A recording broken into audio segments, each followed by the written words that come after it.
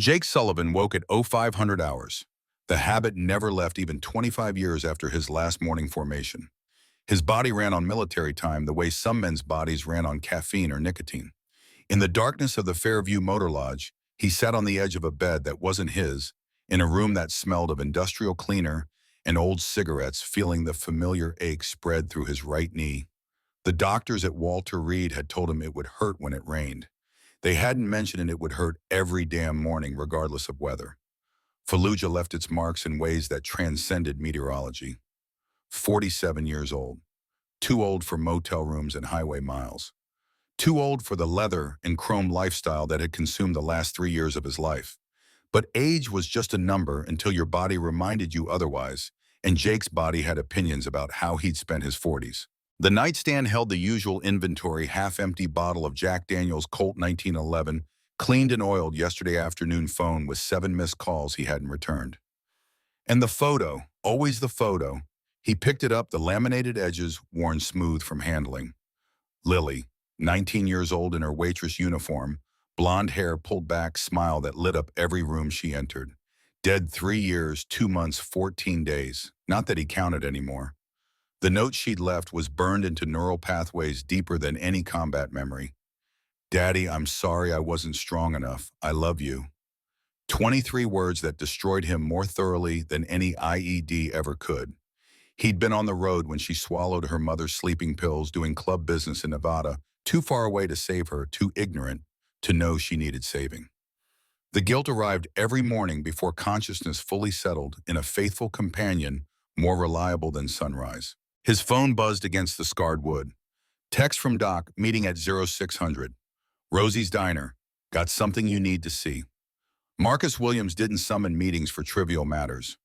At 62, Doc was the oldest member of Steel Brotherhood MC, the soul and conscience of an organization that had saved Jake's life in ways that had nothing to do with burning metal and everything to do with purpose. If Doc said it mattered, it mattered. Jake dressed in the dark movement's automatic. Jeans worn soft from 1,000 miles, boots that had walked through sand and snow and blood, t-shirt flannel leather vest heavy with patches earned over 2 decades. Steel Brotherhood MC, President, a title that meant something to the 5 men who rode with him and nothing to the world that saw only outlaws on motorcycles. The Montana morning was cold enough to see breath, clear enough to count stars.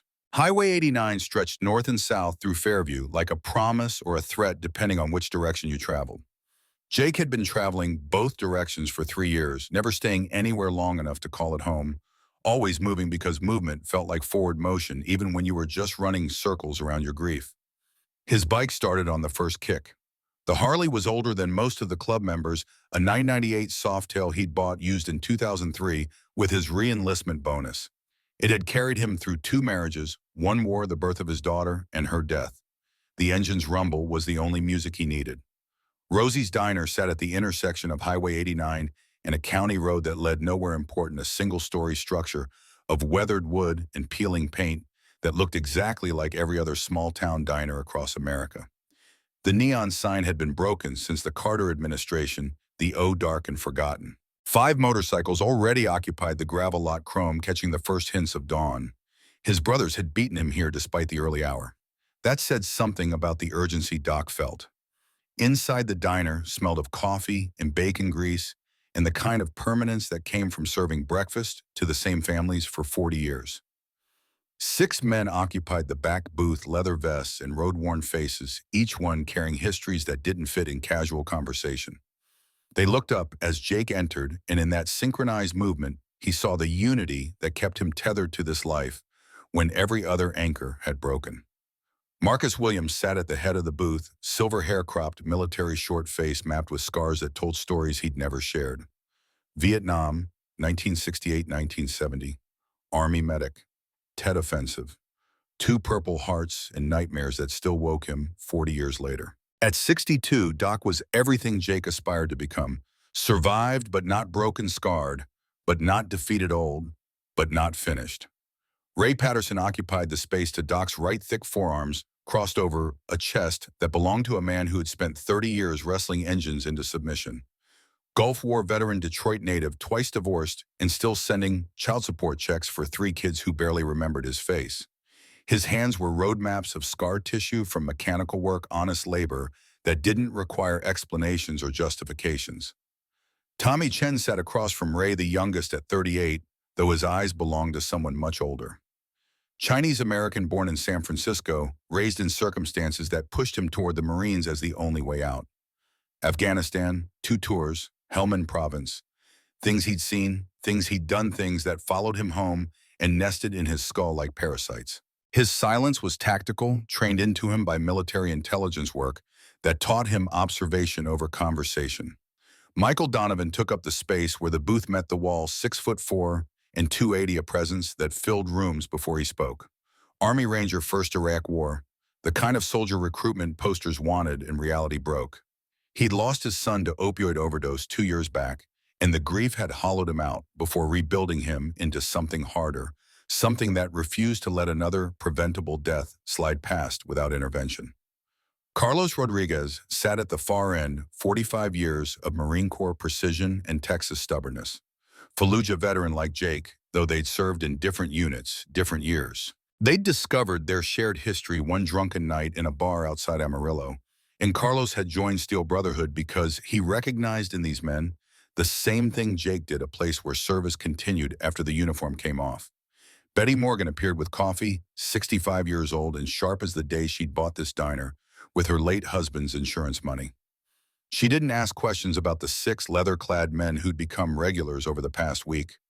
Small-town Montana taught you when to speak and when to pour coffee silently. The men waited until she retreated behind the counter before Doc spoke. His voice carried the weight of someone who'd learned that words mattered more than volume. Saw something yesterday that's been eating at me. 5 men leaned forward slightly. When Doc felt something, you paid attention. Young waitress here, Emma, good kid. Betty says she's working 3 shifts trying to pay for her mother's cancer treatments. Yesterday around noon, 3 local punks came in. Tyler Brennan and his crew. Ray's jaw tightened. They'd heard about the Brennan family, the kind of small-town royalty that confused wealth with worth. They roughed her up. Nothing physical, but worse in some ways. Made her drop things. Made her clean up messes they created. Made her crow. Tommy's fingers drummed once against the table, a tell that meant his brain was processing, cataloging, preparing.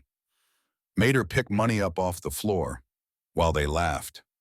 Big Mike's hands curled into fists large enough to cave in skulls, but he held position, waiting for Doc to finish. Betty told me Emma's father was David Hayes, firefighter, died of a heart attack 5 years back. Jake's head snapped up so fast his neck cracked. The name hit him like incoming fire, unexpected and devastating.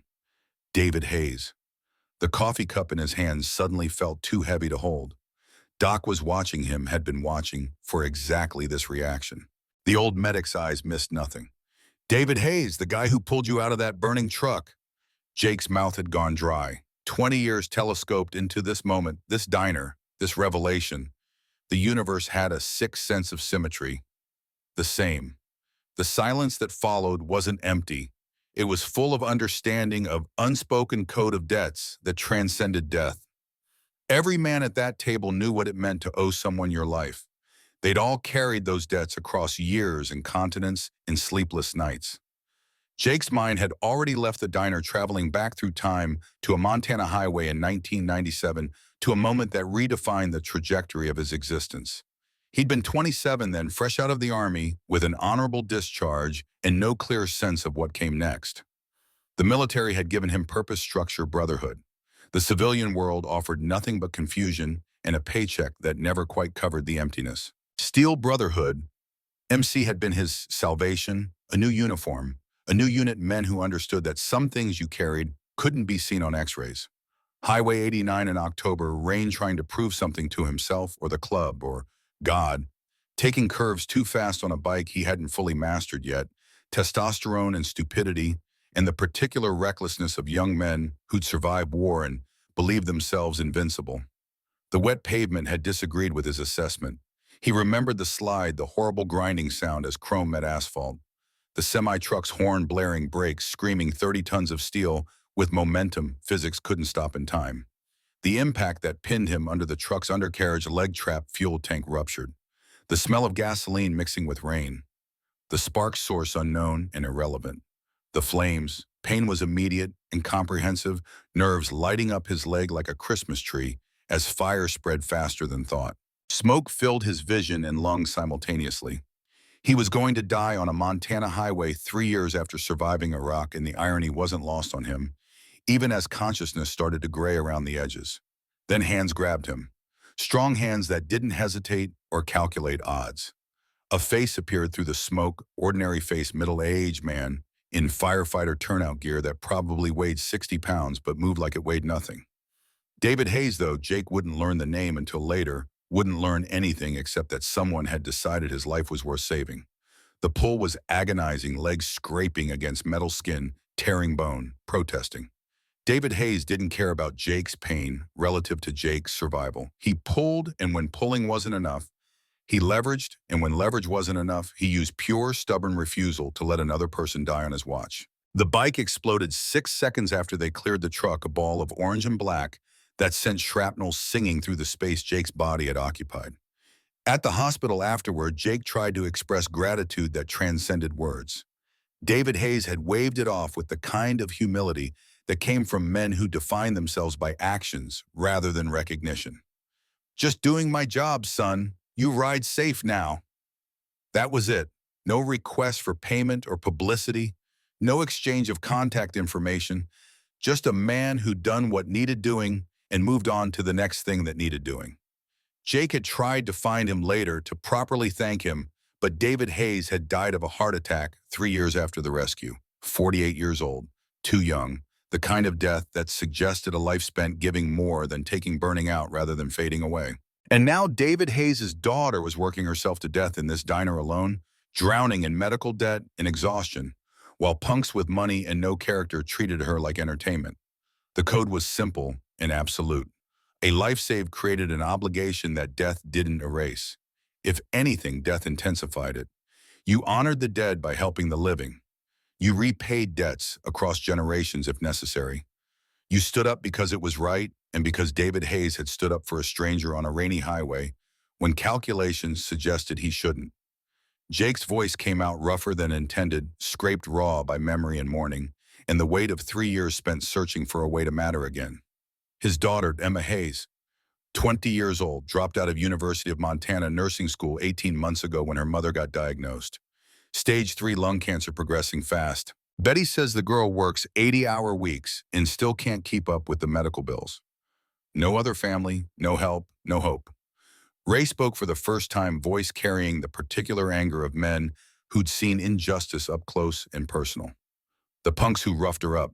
Tyler Brennan is the ringleader. His father owns Brennan Bank, half the businesses in town. Kids never faced consequences for anything. Rich boy games with poor girl targets. Jake looked at each of his brothers in turn. They already knew what he was going to say. The code didn't require discussion, only implementation. David Hayes saved my life. I owe him. His daughter needs help as she gets it. We clear. 5 voices answered in unison, the kind of synchronization that only came from shared values and shared history. Clear. Doc smiled slightly, the expression transforming his scarred face into something almost peaceful. This was why the club existed. This was the mission that transcended motorcycle rallies and highway miles. Standing up for people who couldn't stand up for themselves. Using strength earned through pain to protect those still learning how to be strong.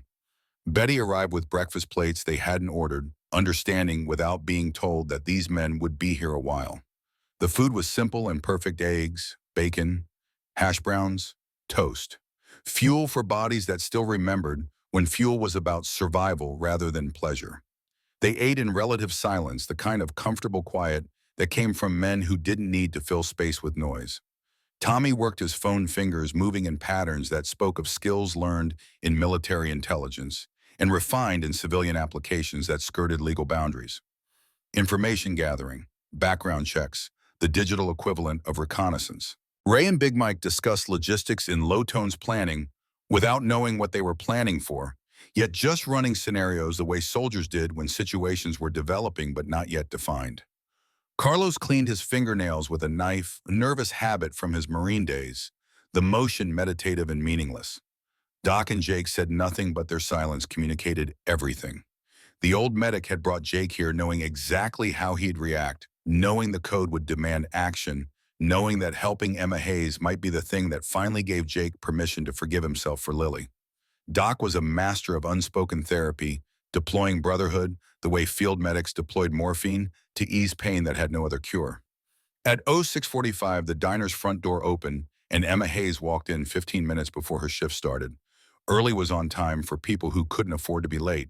Jake watched her without appearing to watch, observation skills honed by combat and survival. She was 20, but looked older the way poverty and stress aged people prematurely. Blonde hair pulled back in a ponytail so tight it had to hurt eyes that had forgotten how to rest movements, efficient in the way of someone who'd learned to conserve energy for the long haul. Her uniform was clean but wore the fabric showing its age in ways that no amount of washing could hide. She tied an apron around her waist with practiced precision, checked her order pad and pen, poured herself a small cup of coffee that she drank in 3 quick swallows while standing at the counter. Fuel, not pleasure.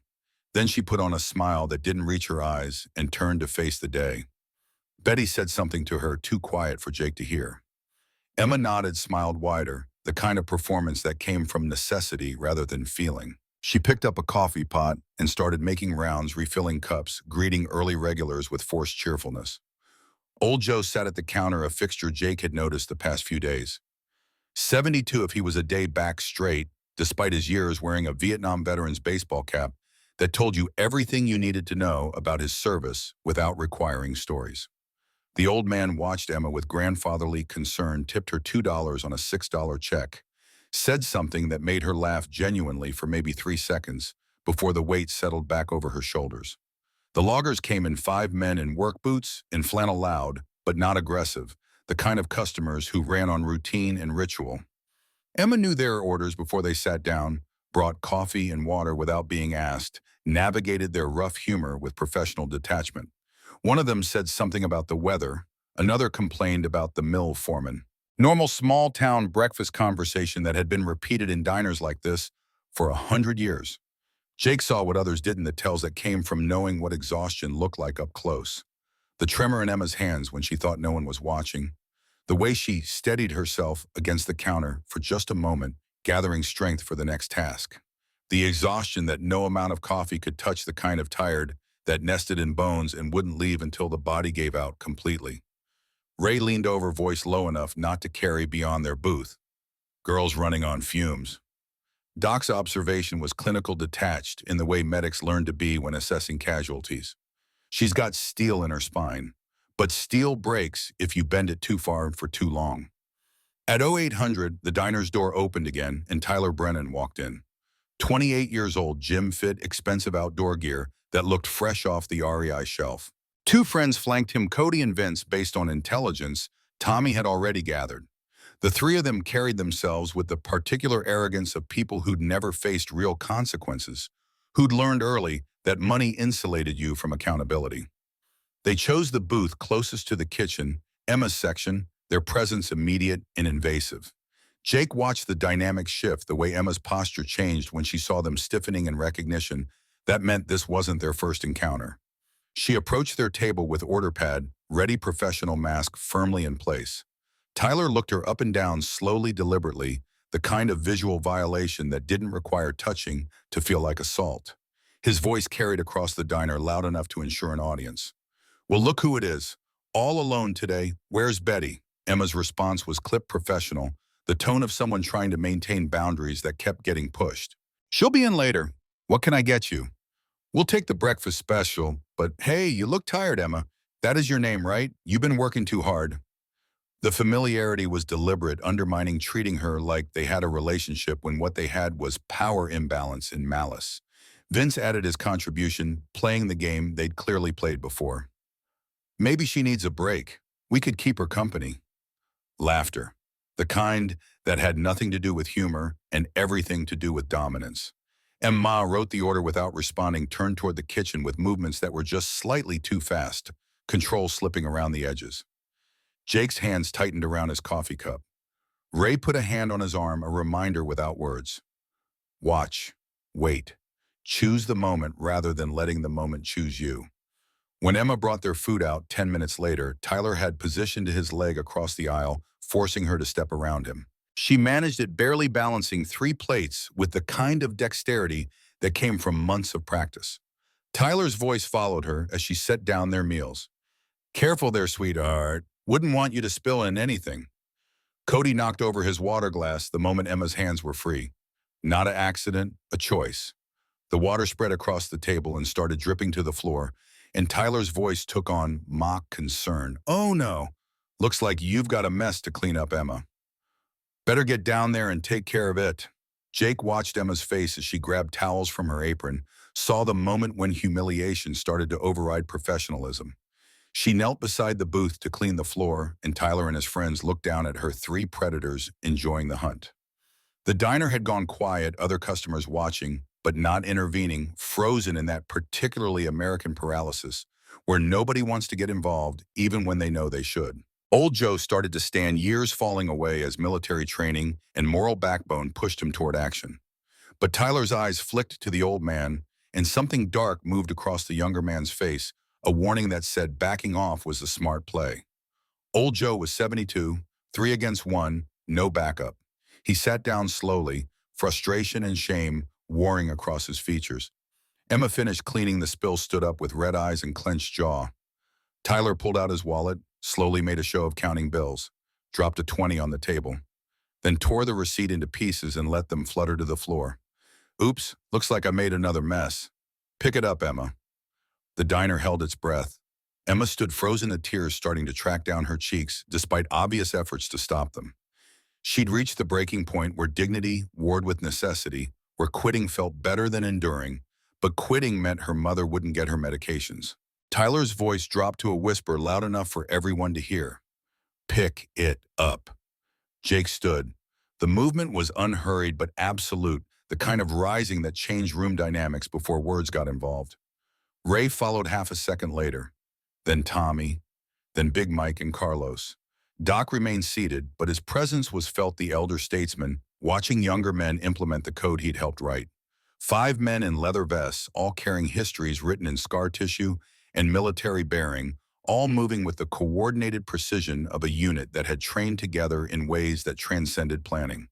They walked across the diner, boots heavy on worn linoleum, silence expanding before them like a pressure wave. Jake reached Tyler's booth and stopped, shadow falling across the table like judgment. Tyler looked up, bravado flickering, as his hindbrain started sending warnings his frontal cortex wanted to ignore. Jake's voice came out quiet, controlled, the kind of tone that carried more threat than shouting ever could. Pick up that money, apologize to the lady, leave. Tyler tried to laugh, tried to reclaim dominance through dismissal, but his voice cracked slightly, body betraying what his ego wanted to project. Who the fuck are you, old man? Old man, Jake was 47. He'd been shot at, stabbed, blown up, survived things that killed better men than the punks sitting in front of Hissien. Old meant experienced. Old meant dangerous. Old meant you'd earned the right to deliver lessons about consequence. Ray materialized at Jake's right shoulder. Tommy at his left. Big Mike and Carlos flanked the booth exits. 5 military veterans, aggregate combat experience approaching 40 years, all focused on 3 boys playing at being men. Jake leaned down, bringing his face level with Tyler's, close enough to see the fear starting to bloom in the younger man's eyes. I'm going to explain something to you, son. The places I've been, we had rules. Respect women, respect elders, respect people who work hard for a living. You just broke all 3. Tyler's friends were already reaching for their phones' muscle memory of privileged kids whose first response to problems was calling daddy or lawyers or anyone with power to fix their mistakes. My father owns the bank. He owns half this town. You have no idea who you're messing with. I don't care if your father owns the whole state. Right now, in this moment, you're just a punk who made a woman cry. And that doesn't sit well with me. Jake straightened, tapped the photo laminated to his vest. Lily in her waitress uniform, 19 years old, forever young, forever gone. His voice lost the hard edge, replaced by something worse, grief that had calcified into purpose. My daughter. She was 19, worked at a diner just like this one up in Kalispell. 3 years ago, some boys like you thought it'd be funny to mess with her, push her around, make her feel small, make her pick things up off the floor while they laughed. The diner had gone absolutely silent. Even the kitchen sounds had stopped. Betty stood behind the counter with tears in her eyes. Emma remained frozen halfway between Tyler's booth and the kitchen, watching without understanding what was happening, but knowing it mattered. She took her own life because of it, left a note that said she was sorry she wasn't strong enough. So when I see some entitled brat treating a waitress like garbage, making her pick money off the floor, making her cry for your entertainment, it becomes personal. You understand? Tyler's face had gone white. Even sociopaths recognize certain lines. You didn't cross certain stories you didn't mock. Now, you're going to apologize to Emma. You're going to leave $500 on that table to make up for the humiliation you caused. And you're going to walk out of here and never come back. Or, or what? Doc stood from the back booth movement, economical despite his years. At 62, he was the oldest man in the room. Also the most dangerous in ways that had nothing to do with physical capability and everything to do with having survived things that should have killed him and learned lessons along the way. His voice carried the weight of someone who'd killed and made peace with it. Or we take this outside and you learn the hard way that there are still men in this world who believe in consequences. Tyler looked at his friends. They looked away. The calculation was simple: apologize and lose face, or fight and lose everything. Pride was expensive when the price was physical trauma. He turned to Emma, words coming out stilted and forced but audible. I'm sorry for what we did. It wasn't right. Emma nodded, unable to speak, tears flowing freely now. Tyler pulled $500 bills from his wallet, placed them on the counter rather than the table. A small rebellion in an otherwise complete capitulation. Cody and Vince practically ran for the door. Tyler followed, pausing at the exit to deliver one last line. My father will hear about this. Jake smiled without humor, the expression more threat than amusement. I'm counting on it. The door closed. The tension broke like a fever. The loggers started clapping. Old Joe stood and shook Jake's hand with a grip that spoke of shared service and shared values. Betty came around the counter to hug Emma, who seemed incapable of processing what had just happened. Jake and his brothers returned to their booth, ordered breakfast, as if nothing had occurred. The kind of studied normalcy that suggested intervening in harassment was just Tuesday morning routine. But Emma stood at the counter holding $500, staring at 6 men in leather who'd just rewritten her understanding of who helped and who hurt. The rest of the morning passed in relative quiet. The club ate breakfast, paid their bill with generous tips, and prepared to leave. But Emma approached their table before they could stand, finding courage somewhere in the aftermath of trauma. Mr. Sullivan, Jake looked up, saw Lily and Emma's face, the same age and vulnerability and exhaustion. The resemblance was superficial, but the pain was identical. Jake, just Jake. Why did you help me? The question deserved an honest answer, not the easy one. Jake gestured to the empty seat across from him. Emma slid in, and suddenly he was having a conversation he'd never wanted to have with a stranger who felt less strange by the second. Because I failed my own daughter. Because I wasn't there when she needed me. Because every day I wake up and think about how I could have changed things if I just paid attention. Emma waited, understanding that trauma needed space to breathe before it could speak. Your father saved my life 20 years ago. Pulled me out of a burning wreck on Highway 89. I never got to thank him properly before he died. He was 48. Heart attack. Emma's face showed recognition and pain intertwined. He was 48 when he died. 5 years ago. Volunteer firefighter, 2 full-time jobs, trying to save enough to send me to college. The stress probably killed him. Jake nodded. Too many good men died too young, burning themselves out in service to others, while the world took their sacrifices for granted. Tell me about your mother. The dam broke. Emma explained Linda Hayes' cancer diagnosis, the medical bills that multiplied faster than she could work the choice between school and survival, between future dreams and present necessity. She spoke with the numb detachment of someone who'd told this story too many times, who'd exhausted her capacity for emotional processing. Jake listened without interrupting, a skill learned in therapy sessions after Iraq, after Lily. Sometimes people needed witnesses more than they needed solutions. Sometimes the most powerful thing you could offer was undivided attention. I dropped out of nursing school 18 months ago. Pre-med program, full scholarship 3.8 GPA. I was going to be a nurse practitioner, help people, make a difference. Then mom got diagnosed and someone had to take care of her. Someone had to work. Where's the rest of your family? There is no one else, just me. Jake saw himself in that isolation, the particular lonelinesses of being the only person responsible for everything. He'd carried that weight after Lily died, after his second marriage imploded, after the world narrowed to just him and his grief and the open road. What if I told you that you don't have to do this alone? Emma's laugh was bitter age beyond her years. I can't accept charity. I won't be anyone's project. It's not charity, it's a debt. Your father gave me a second chance at life, pulled me out of fire when any reasonable person would have walked away. I've spent 20 years trying to figure out how to repay that. Let me help you. Let me give you the same chance your father gave me. Emma's eyes searched his face, looking for angles or manipulation or the hidden costs that always came with help. Jake met her gaze steadily, offering nothing but honest intention. I don't know how to accept help. None of us do. That's why we need brothers. The conversation ended there, understanding reached without formal agreement. Jake and the club left, engines rumbling to life in the parking lot. But as they rode away, Jake knew the situation had changed. Helping Emma Hayes wasn't a choice anymore. It was an obligation written in the code that kept him functional when nothing else did. That evening, Richard Brennan sat in his study, a room designed to project power through leather and mahogany, and first editions nobody read.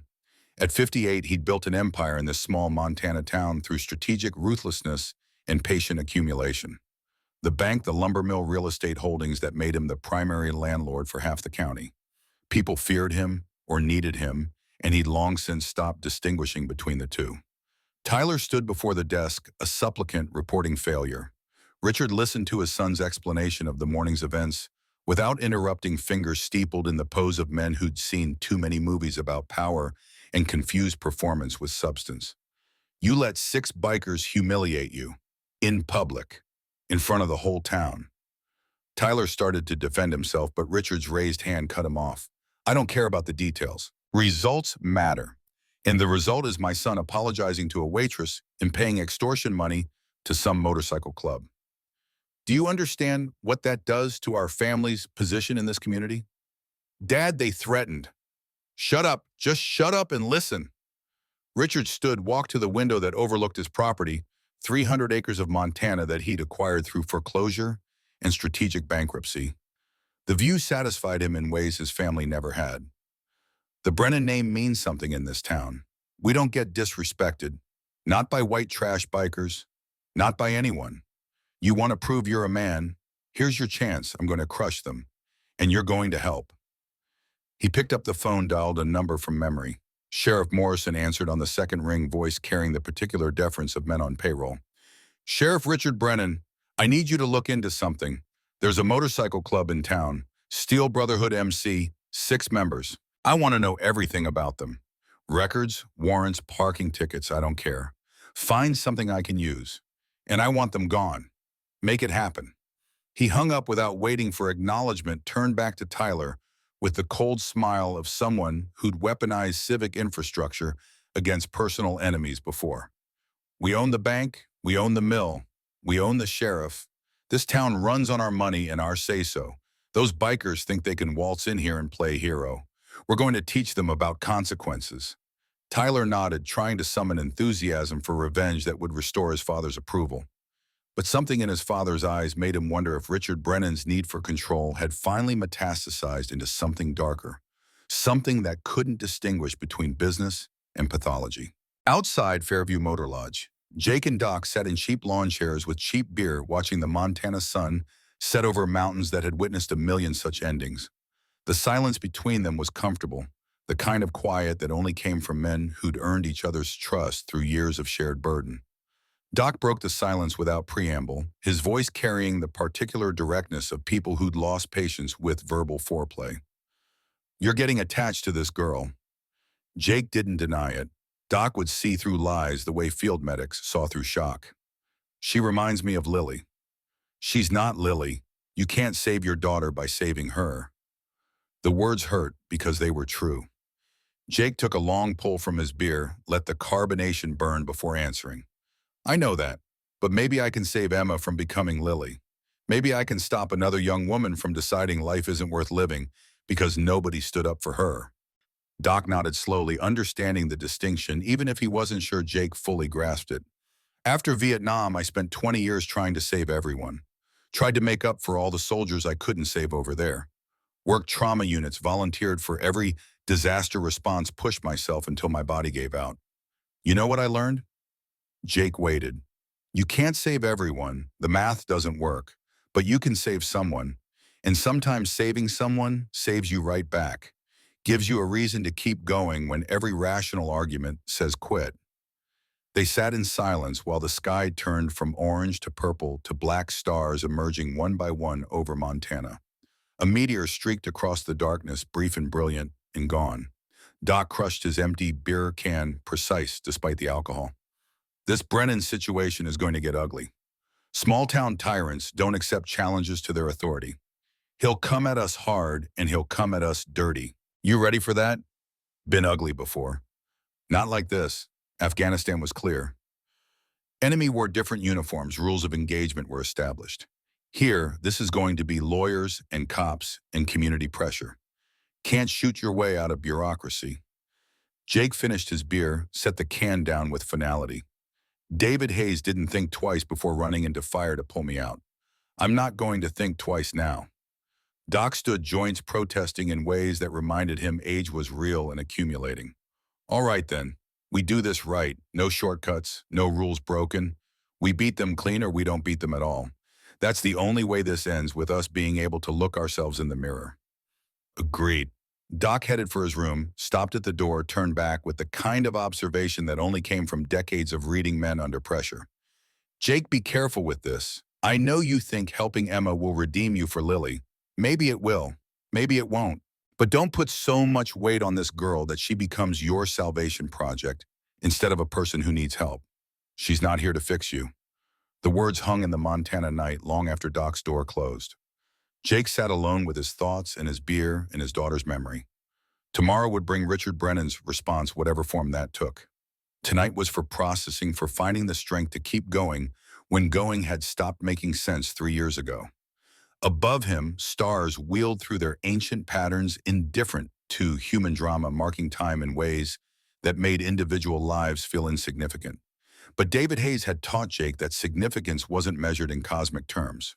It was measured in moments, in choices, in whether you pulled someone from the fire or walked away claiming it wasn't your responsibility. Jake had been pulled from fire once. Now it was his turn to reach into the flames, pull Emma Hayes towards safety, and maybe, if he was lucky, find his own redemption somewhere in the burning. 3 days passed with the deceptive calm that preceded storms. Jake and the club settled into a routine that felt almost normal. Morning coffee at Rosie's Diner. Afternoons spent helping Emma with errands. Her schedule couldn't accommodate evenings planning a fundraiser that existed more in concept than execution. The town's initial wariness softened incrementally. Old Joe introduced Jake to other veterans at the VFW post, men whose handshakes carried the recognition of shared service. Betty let them hang their Steel Brotherhood banner behind the counter, a small gesture that meant everything. Even Sheriff Morrison seemed to ease his surveillance patrol car appearances, declining from hourly to twice daily. Jake knew better than to mistake absence of pressure for absence of threat, but the breathing room was welcome. Emma's mother, Linda, remained hospitalized, condition deteriorating in the incremental way cancer consumed from within, but Emma herself showed marginal improvement. She smiled occasionally without it being performance. She accepted rides to the hospital instead of taking 3 buses. Small victories that felt monumental given where she'd started. Friday afternoon found the club discussing their memorial run, an annual tradition that took them to veteran monuments across Montana and Wyoming. This year's route included the Bighorn Battlefield, a place that held particular significance for Doc, given his Vietnam service and understanding of cavalry tactics that transcended centuries. They'd leave at 1800 hours camp overnight, return Sunday. Simple trip, standard protocol, the kind of riding that reminded them why they joined this brotherhood in the first place.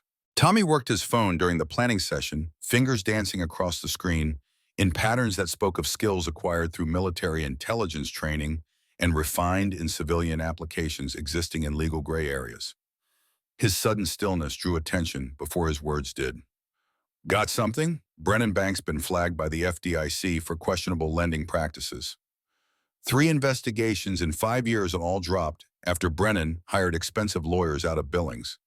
Patterns suggest influence rather than innocence. Ray leaned forward, mechanic's hands flat on the table. Meaning Richard Brennan has friends in regulatory agencies, or he pays people who do. Either way, he's got more reach than standard small-town banker. Jake processed this information through the filter of 25 years learning how power protected itself. Brennan wasn't just corrupt. He was connected, insulated, accustomed to consequences applying to other people. That made him dangerous in ways that transcended local authority. Doc's observation carried the weight of someone who'd watched powerful men operate across decades and continents. Connected men don't accept public humiliation. They retaliate, question his timing and method. Big Mike cracked his knuckles, the sound like small-caliber gunfire in the diner's afternoon quiet. Let them come. We've handled worse than small-town tyrants. Jake wished he shared Mike's confidence. Combat was clean despite its brutality. Enemy wore uniforms, rules of engagement existed even when ignored. Victory meant the other guy stopped shooting. This was different. Brennan would use lawyers, bureaucracy, social pressure weapons that couldn't be defeated with superior firepower or tactical superiority. The club left Fairview at 18:15 hours, 6 bikes rolling north on Highway 89 in tight formation. The Montana evening was perfect for riding, temperature dropping into comfortable range sky, clear enough to count stars emerging against the deepening blue. Jake led Doc riding second position. The rest staggered behind and practiced spacing. They'd ridden together long enough that communication happened through engine note and body language rather than hand signals. 20 miles north of Fairview, red and blue lights erupted behind them. Not one patrol car. 8. Montana Highway Patrol, Cascade County Sheriff, even a fish and game truck with emergency lights activated. The overwhelming response spoke of coordination and intent. Jake signaled the club to pull over, engines cutting as they complied with orders barked through loudspeakers. The next 10 minutes unfolded with choreographed precision that confirmed premeditation. Officers approached with hands-on weapons commands, delivered in tones suggesting they expected resistance. Jake kept his hands visible. Movement slow and deliberate, the kind of compliance that came from knowing how quickly situations deteriorated when police decided you were a threat. They were separated, each rider isolated with different officers, standard interrogation technique designed to prevent coordination. Jake answered questions with minimal information, providing license and registration, declining to explain where they were going or why. Fifth Amendment wasn't just for criminals. It was insurance against law enforcement that had already decided you were guilty. The bike searches lasted 40 minutes, officers taking apart saddlebags and compartments with thoroughness that exceeded routine traffic stops. Jake watched from his position beside a patrol car, hands cuffed behind his back, despite not being under arrest, as they systematically violated his property under pretense of probable cause that didn't exist. When they found the methamphetamine in Tommy's saddlebag, Jake's stomach dropped, even as his mind calculated odds and explanations. 2 ounces street quality packaged in clear bags that looked fresh. Tommy's face showed shock, transitioning to understanding, transitioning to resignation. He'd been framed with professional competence. The senior officer's voice carried satisfaction, poorly disguised as procedural neutrality. Thomas Chen, you're under arrest for possession of controlled substance with intent to distribute. You have the right to remain silent. Tommy's eyes found Jake's across the distance separating them. No words needed. They both knew this was Brennan's response, revenge delivered through law enforcement willing to plant evidence and violate oaths for someone who controlled their funding. The question wasn't whether Tommy was innocent. The question was how to prove it when the system itself was weaponized against them. The rest were released after citations for minor violations that wouldn't survive, court scrutiny, improper lane usage, excessive noise equipment violations. Their bikes were impounded as evidence related to Tommy's arrest, leaving them stranded 20 miles from Fairview, with night falling and transportation limited to calling for rides like teenagers who'd missed curfew. Jake waited until the patrol cars disappeared before pulling out his phone. Called Doc, first the old man having been separated further down the highway. His voice came through, rough with anger, poorly contained. That meth was real. I saw it before they bagged it. Street-quality current packaging. Whoever planted it had access to actual product, not something cooked up in evidence lockers. Jake's mind processed implications that spiraled beyond small-town corruption into territory he'd hoped to avoid. Your point.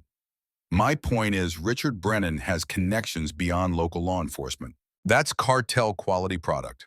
Professional supply chain. We're not dealing with a banker pulling strings with the sheriff.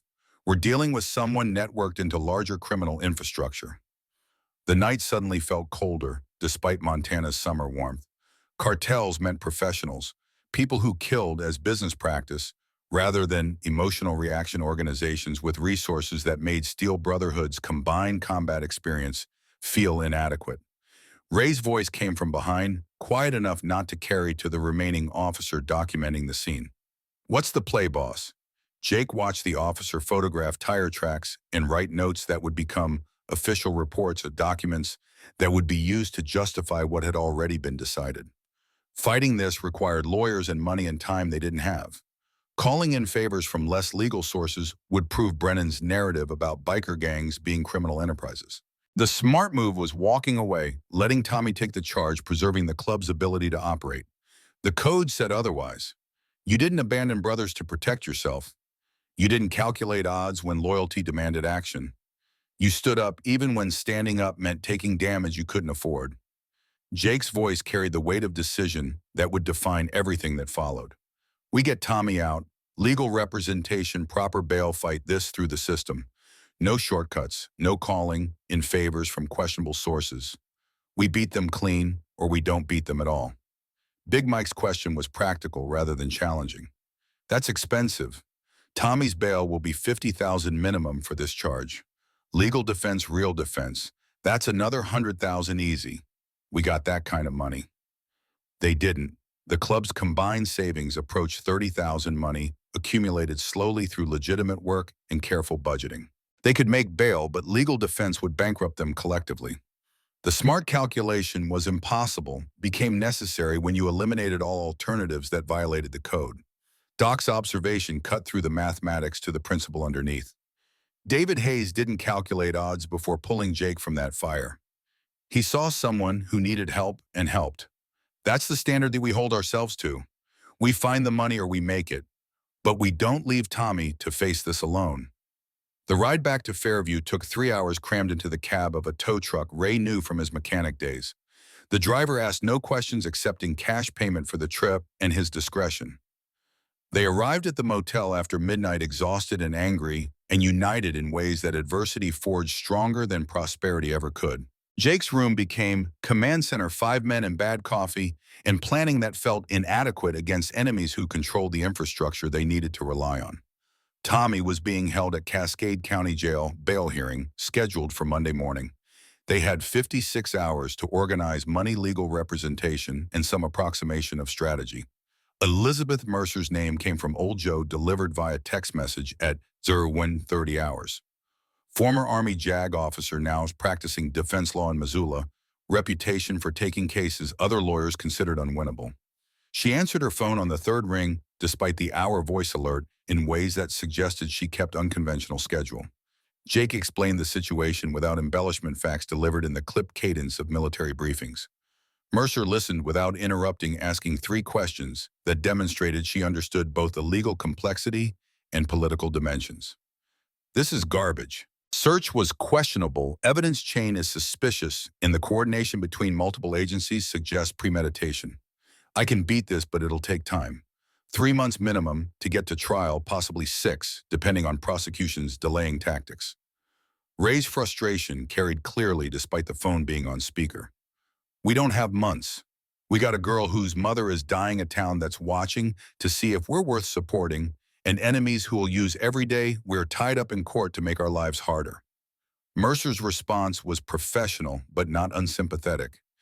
Then you better hope whoever framed your friend makes a mistake. Because absent evidence of tampering, this goes to trial, and trials take time regardless of how guilty or innocent the defendant is.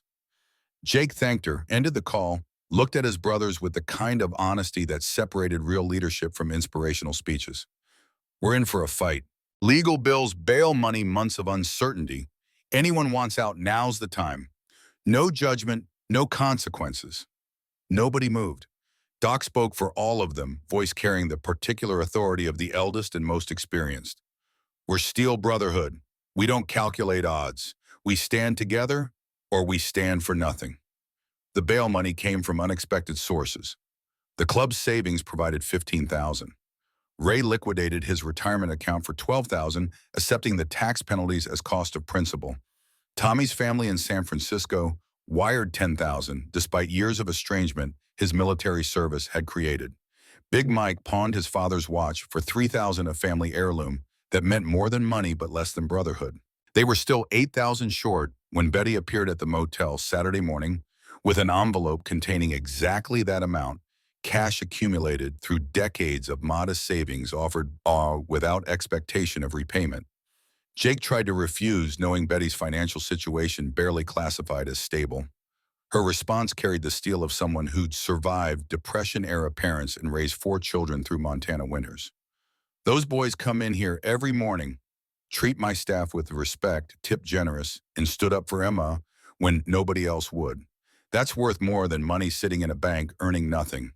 Take it, or I'll be insulted. Jake took it. Some gestures deserved acceptance rather than negotiation. Saturday afternoon, Doc found Jake outside the motel smoking a cigarette borrowed from Carlos, despite having quit 5 years ago. The old man sat without invitation, the silence between them comfortable despite circumstances. You're thinking about Lily. Statement rather than question. Doc saw too much, understood too much, carried his own ghost close enough to recognize their echo in others. Emma's mother is dying. Linda Hayes has maybe 6 weeks left, according to Sarah Chen at the hospital. Emma's working herself to death, trying to be present for every lucid moment while paying bills that keep multiplying. I see Lily in that. The exhaustion, the isolation, the feeling that no matter how hard you try, it's never enough. Doc lit his own cigarette, Marlboro Red, that had been his brand since Vietnam. Let me tell you about Jimmy Davis. The name hung between them, weighted with significance Jake didn't understand, but recognized as important. Vietnam, 1969. I'm 22 fresh-faced medic who thinks saving lives makes you a hero. My unit gets ambushed outside Huey Jungle, fighting close quarters, the kind of chaos where you can't tell who's shooting what direction. We take casualties immediately. 4 dead, 7 wounded. One of them, Jimmy Davis from Akron, Ohio, 19 years old, 2 months in, country shrapnel through his abdomen that tells me he's dying even before I assess him properly. Doc's voice remained steady, but his hands shook slightly, tremor that had nothing to do with age and everything to do with memory. I drag him to cover work on him for 30 minutes while firefight continues around us. Do everything right. Stop the bleeding, stabilize his vitals, radio for medevac. He dies in my arms anyway, last words being, tell my mom I'm sorry, like he'd failed her by getting killed instead of the other way around. Jake waited, understanding that trauma needed space before reaching conclusions. I saved 14 men that day, got us Silver Star commendations, the whole military glory package. But 50 years later, I don't remember the ones I saved. I remember Jimmy Davis dying while apologizing to his mother for circumstances completely beyond his control. Doc crushed his cigarette against the motel's concrete, precise despite emotion. I spent the next 20 years trying to make up for him. Every emergency room shift, every disaster response, every time someone needed medical help, I was there thinking, maybe this one balances the scales for Jimmy. Know what I learned? What? The scales don't balance. You can save 1,000 people, and it won't change that Jimmy Davis died in your arms. Survivor's guilt isn't rational. It's not supposed to be. It's the price we pay for coming home when others didn't. The Montana afternoon was warm, but Jake felt cold, the kind of chill that came from internal sources rather than external temperature. So what do? Keep carrying Lily around like an open wound, or pretend she didn't matter enough to grieve? Doc's answer came after long consideration, words chosen with the care of someone who understood their weight. You do what we always do. Honor the dead by helping the living. Every person you help, every life you improve, that's your way of telling Lily that her death mattered because it changed you, made you someone who stands up for people like Emma because you couldn't stand up for her. Jake wanted to argue to explain that helping Emma felt simultaneously like redemption and exploitation, using her circumstances to address his own psychological needs. But Doc wasn't finished. Here's the thing about survivor's guilt. It's not about the ones who died. They're gone. They don't need our guilt or our rituals or our sleepless nights. It's about us, about whether we become better people because of what we lost or whether we let loss make us bitter and useless. Jimmy Davis doesn't care that I remember him, but I care. And that caring makes me show up when others need help, makes me teach younger men like you that pain can transform into purpose if you're willing to do the work. The conversation ended there, understanding reached through the peculiar telepathy of men who had survived similar trauma. Doc stood joints protesting in ways that reminded both of them that age was real, and accumulating, walked back to his room, leaving Jake alone with cigarette smoke and crystallizing thoughts. The fundraiser plan took shape through necessity and improvisation. They'd organize a bike rally, invite motorcycle clubs from across Montana and Wyoming, hold a barbecue, with proceeds going to Emma's mother's medical bills and Rosie's diner's survival. Simple concept executed through networking that leveraged the veteran community's tendency to support their own. Ray handled logistics, calling contacts from his mechanic days, organizing food and permits, and the thousand details that separated successful events from disasters. Tommy worked from jail via phone calls, his tech skills deployed to create social media presence and coordinate with clubs across the region. Big Mike and Carlos managed outreach to local businesses, asking for donations and sponsorships with surprising success rate. Response exceeded expectations in ways that restored Jake's faith in communities when they remembered what they stood for. The Iron Riders from Bozeman committed 15 bikes. Highway Angels from Wyoming sent word they'd bring 20. Lone Star MC from Texas called to say they'd drive 18 hours because stories of what happened at Rosie's Diner had spread through veteran networks, and they wanted to support brothers who lived the code. Local businesses proved more complicated. Some supported immediately seeing Steel Brotherhood's actions as heroic and necessary. Others declined, afraid of Brennan retaliation. The grocery store donated $500 worth of food. The hardware store provided nothing but suspicious looks. Small-town politics operated on fear as much as principle, and Richard Brennan had spent decades ensuring people feared him appropriately. Old Joe became their advocate, using his status as 72-year-old Vietnam veteran to shame fence-sitters into action. His speech at the VFW meeting Wednesday night became local legend, delivered with the particular authority of someone who'd earned the right to speak truth without filters. These men are heroes. They served our country, came home broken, in ways we don't talk about, and instead of becoming bitter, they became better. They stood up for a young woman when nobody else would. They're organizing this rally not for themselves, but for Linda Hayes and her daughter Emma. If you're against them, you're against everything we claim to value. Service, sacrifice, standing up for those who can't stand up for themselves. So dig deep and donate or explain to your grandchildren why you chose money over morality. The VFW contributed $800. Sarah Chen organized hospital staff to donate, collectively raising another $600. Even Betty offered to let the diner be official sponsor despite her precarious finances.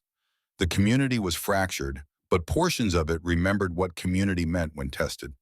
Thursday afternoon brought Tommy's release on bail, the bureaucracy finally processing paperwork and allowing him to leave Cascade County Jail, looking 20 pounds lighter and 10 years older.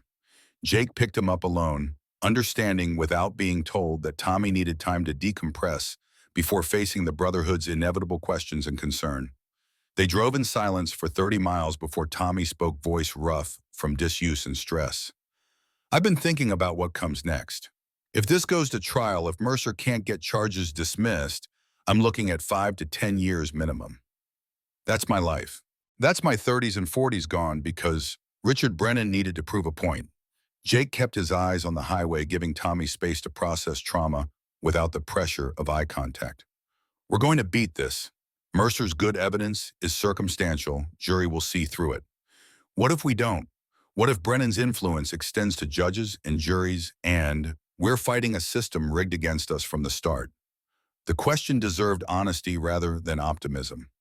Then we adapt, file appeals, take it to federal court if necessary, but we don't give up and we don't abandon you. That's not what brotherhood means. Tommy laughed, the sound carrying more darkness than humor. You know what the worst part is? I've been clean my entire life. Never touched drugs, barely drink. The most illegal thing I've done is hack into databases to research people. And now I'm a drug dealer in the eyes of Montana law enforcement. My family in San Francisco thinks I'm guilty despite sending bail money. My mother won't return my calls. All because some rich asshole needed revenge for his son's embarrassment. Jake pulled into a rest stop, turned to face Tommy directly. Listen to me. We know you are innocent. The club knows. Emma knows. Old Joe knows. Everyone who matters knows.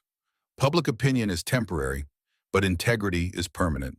You keep your head up, you let Mercer do her job, and you trust that truth eventually wins, even when the path there is longer than we'd like. Tommy nodded slowly, wanting to believe, but struggling against recent evidence suggesting the universe didn't care about justice. Jake, thank you for not cutting me loose, for not calculating that I'm too expensive to save. I know the club doesn't have this kind of money. I know you're all sacrificing for me. That's what family does. Blood doesn't make you family. Showing up when it's hard makes you family. You've shown up for us. Now we show up for you. Rally day arrived with perfect Montana weather, sky clear enough to hurt temperature climbing into comfortable range wind, calm enough not to interfere with motorcycle handling. The parking lot adjacent to Rosie's Diner transformed into organized chaos as bikes rolled in from dawn onward. Jake stood at the entrance greeting riders, shaking hands with men he'd never met but recognized instantly as brothers in the only ways that mattered. By 0900 hours, 75 motorcycles occupied every available space, chrome and leather and patches from a dozen different clubs. The Iron Riders brought their promised 15 plus 5 more. Highway Angels delivered 22 riders, including 2 women who rode better than most men. Lone Star MC arrived exhausted from 18 hours on the road, but ready to support Steel Brotherhood's mission. The atmosphere was carnival-like, families showing up with children food trucks providing meals. Ray working the massive grill he had rented for the occasion. Tommy organized games for kids, his natural tech inclination translating surprisingly well to face painting and balloon animals. Big Mike ran the dunk tank, his size making successful dunks feel like genuine victories for the children who achieved them. Jake watched the gathering with satisfaction that felt foreign after 3 years of numbness. This was what the club existed for. Not highway miles or leather vests or the outlaw aesthetic that attracted young men looking for identity. It was this community coming together to support someone in need, veterans standing up for their own, strangers becoming family through shared values. At noon, Jake took the small stage Ray had constructed, microphone feedback, squealing before settling into functionality. The crowd quieted gradually, conversations fading as attention focused on the man in leather, whose daughter's photo hung from his vest like a medal. His speech was simple because complexity would have diluted the message. My name is Jake Sullivan. 20 years ago, I should have died on Highway 89, pinned under a burning truck fire spreading faster than hope. A firefighter named David Hayes pulled me out, saved my life, gave me 20 years I shouldn't have had. The crowd listened with the particular attention people reserve for origin stories. David Hayes died 5 years ago at 48. Heart attack, left behind a wife and daughter. His wife Linda is dying of cancer now. His daughter Emma is 20 years old, working 3 jobs to pay medical bills that multiply faster than she can earn. She should be in college. She should be building her future. Instead, she's watching her mother die and picking up pieces of a life that keeps breaking. Jake saw Emma at the edge of the crowd, tears streaming but refusing to look away. We're here because David Hayes taught me something about what it means to be a man. It means showing up when someone needs help. It means standing up even when it's easier to walk away. It means using strength to protect people instead of dominate them. He gestured to the assembled riders, the families, the veterans. Everyone here understands that. You served your country. You faced danger so others could be safe. Now we're facing different dangers. Cancer, poverty, isolation. The enemies aren't wearing uniforms, but they're just as real and just as deadly. Jake's voice dropped, forcing the crowd to lean in. Richard Brennan thinks he owns this town, thinks money and influence make him untouchable. But he learned something last week. There are still men who believe in consequences, who believe that bullying people weaker than you makes you a coward rather than a king. Applause started building into something between approval and war cry. So thank you for coming. Thank you for supporting Emma and Linda Hayes. Thank you for showing this town that veterans don't stop serving when the uniform comes off. We just find new battles worth fighting. The speech ended to genuine ovation, the kind of response that came from shared values resonating across diverse backgrounds. Jake stepped down feeling simultaneously exposed and validated the peculiar sensation of vulnerability that came from honesty in public spaces. Emma found him 10 minutes later, face red from crying, but expression showing something approaching hope. I don't know what to say. This is all for my mom. For me, Jake's answer was simple because complicated would have been dishonest. Your father saved me. This is just paying it forward. At 1500 hours, Tyler Brennan arrived with 20 men, not his usual college buddies. These were professionals, ex-military contractors, the kind of hired muscle that advertised services through word of mouth rather than yellow pages. They emerged from 4 vehicles with coordinated precision that spoke of training and planning. Tyler's voice carried across the gathering, amplified by alcohol and permission to finally retaliate. This is an illegal gathering. You're all trespassing on private property. Jake stepped forward calmly. The kind of measured response that came from combat experience, teaching you that emotional reactions got people killed. We have all necessary permits. We're on public property. You are welcome to check with the county clerk. Tyler's coordination was impaired enough that his next words came too loud and too honest. I don't give a fuck about permits. My father owns this land, this town. You people need to learn your place. The hired muscle spread out, creating implicit threat through positioning rather than overt action. Jake signaled his brothers with subtle gestures, everyone moving into defensive positions without appearing aggressive.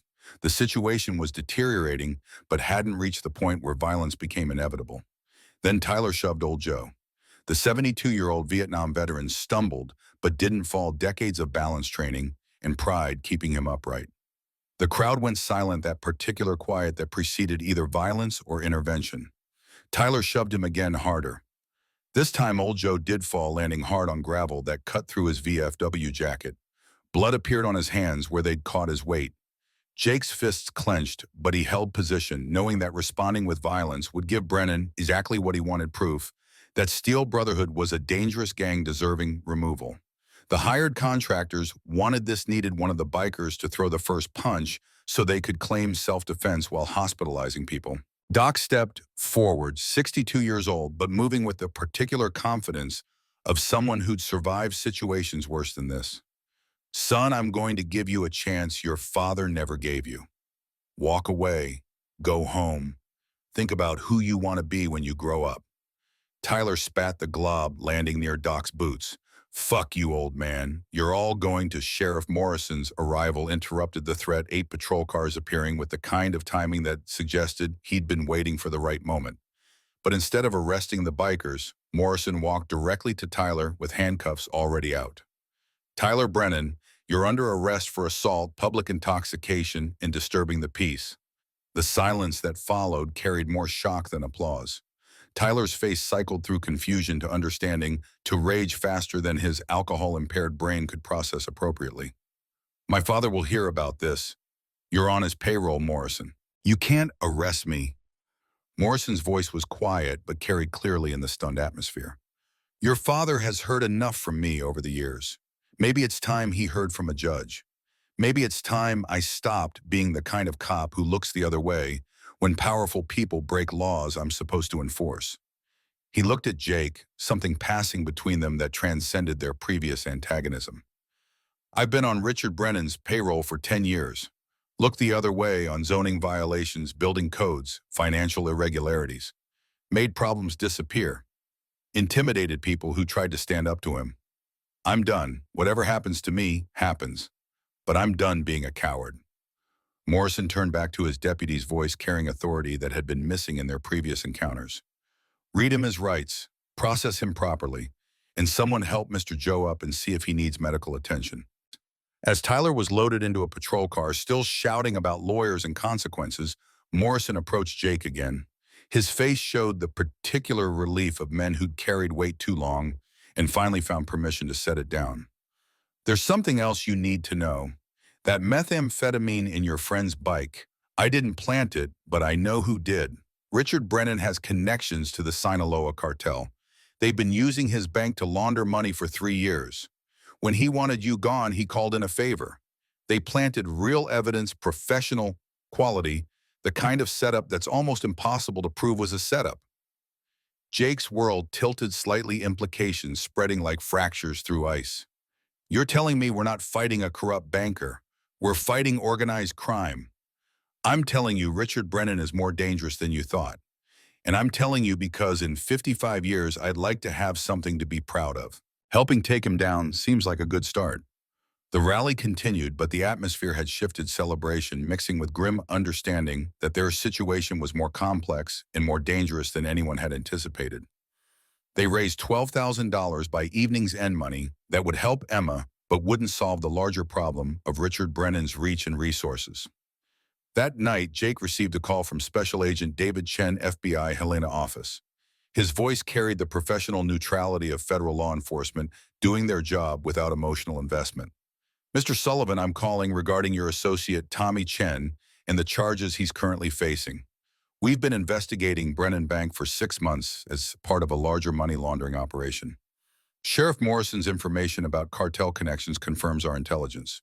We'd like to meet with you tomorrow to discuss cooperating with our investigation. Jake's response was cautious, knowing that FBI cooperation could mean anything from immunity to incrimination depending on their goals. What exactly are you proposing? We dropped charges against Mr. Chen in exchange for your club's assistance in gathering evidence against Richard Brennan. We need inside witnesses, people Brennan has targeted documentation of his various illegal activities. You're positioned to provide that. And if we decline, Chen's answer was honest in its bureaucratic coldness, then Tommy Chen faces trial in a county where Richard Brennan influences judicial appointments and jury selection. Your choice, think about it. I'll call tomorrow for your answer. The call ended, leaving Jake with decisions that felt impossible regardless of choice. Cooperating with the FBI meant becoming informants, a role that violated everything the club stood for. Declining meant Tommy faced years in prison for crimes he didn't commit. There was no good option, only different flavors of compromise. At 0200 hours, Jake's phone rang again. Emma's voice was broken grief, obvious even through 2 words. She's gone. Jake drove to the hospital, arriving as Emma sat in the waiting room staring at nothing with the particular blankness that came from shock. Linda Hayes had died at 0145 peacefully, according to nursing staff, Emma holding her hand as consciousness faded into whatever came after. Jake sat beside Emma without speaking, his presence the only comfort he could offer against grief that transcended words. She leaned against him, eventually crying with the kind of abandon that only came when all other reserves were exhausted. He held her the way he'd wanted someone to hold him when Lily died, providing anchor against the storm that threatened to sweep her away completely. I wasn't ready. I thought I'd have more time. Jake's voice was soft, carrying the authority of someone who'd lived this particular trauma. Nobody's ever ready. Time doesn't prepare you, it just delays the inevitable. She said she was proud of me. Last thing she said before she stopped being lucid, that she was proud of how strong I'd been. But I don't feel strong, I feel like I'm drowning. Strength isn't about not drowning, it's about swimming when drowning would be easier. You're still here, you're still fighting. That's strength even when it doesn't feel like it. They sat in the hospital's sterile hallway until dawn, grief and exhaustion creating a space outside normal time. When Emma finally stood to handle paperwork and arrangements, Jake remained available but not intrusive, understanding that some journeys required walking alone even when you weren't alone. Across town, Richard Brennan learned of his son's arrest through a call from expensive lawyers who billed even for bad news. His response was cold calculation rather than emotional reaction, the kind of thinking that had built empires through strategic ruthlessness. Tyler's arrest was problematic but manageable. Charges could be reduced or dismissed through appropriate influence application.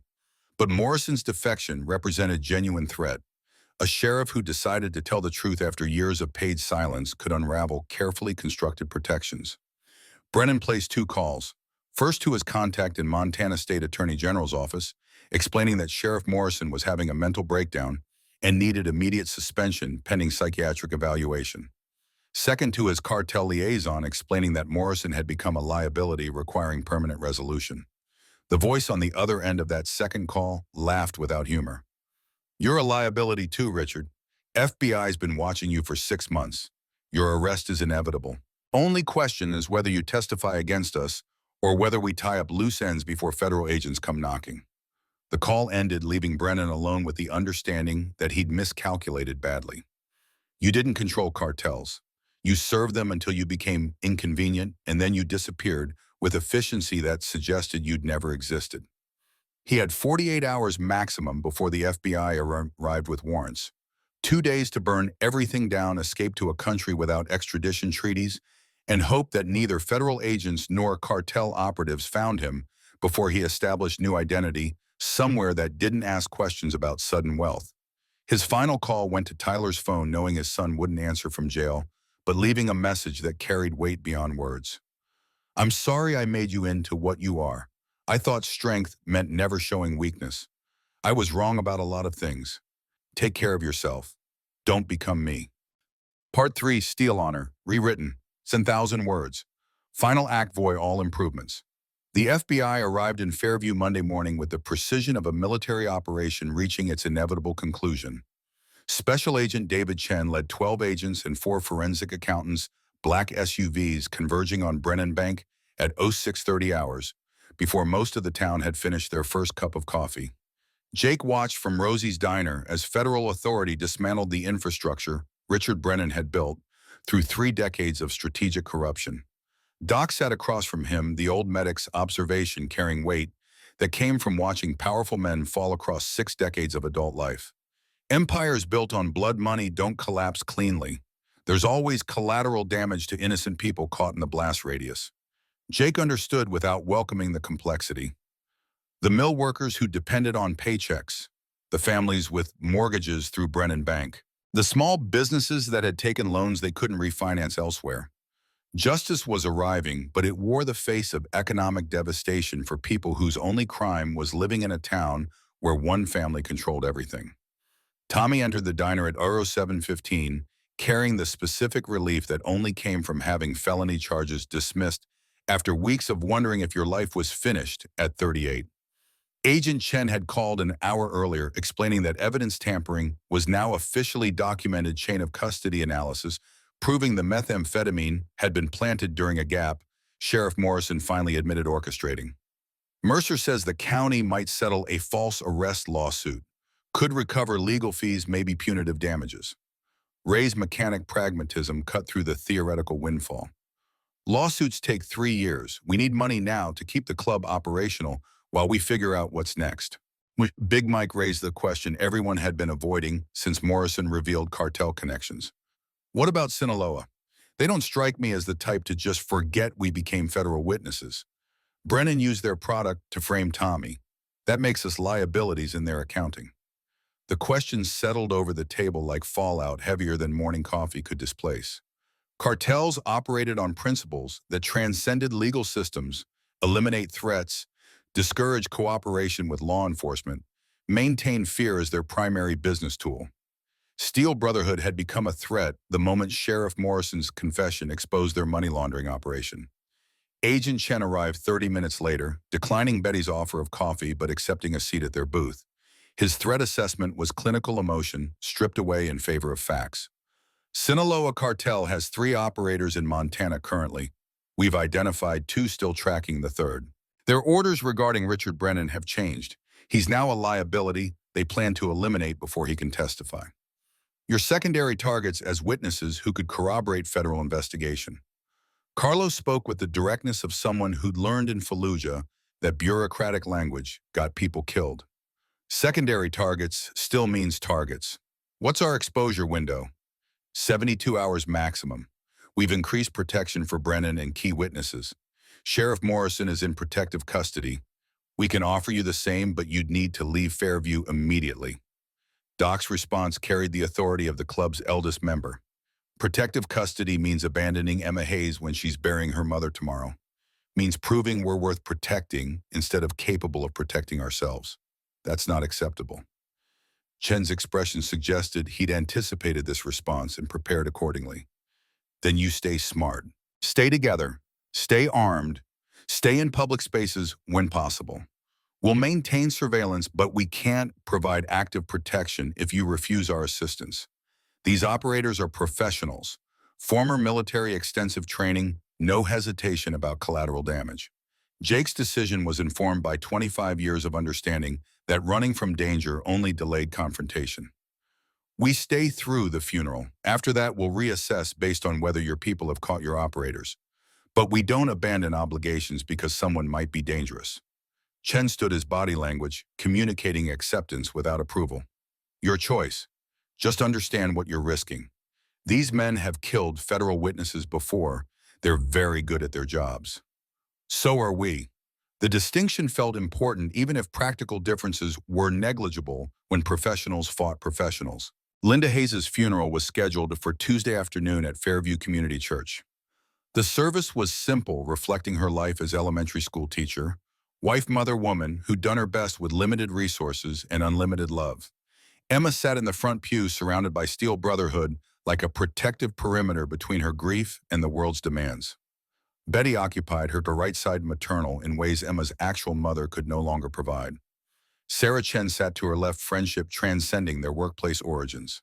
The pastor's eulogy hit expected notes about heaven and reunions and peace, the kind of comfort that worked for people who found solace in religious certainty.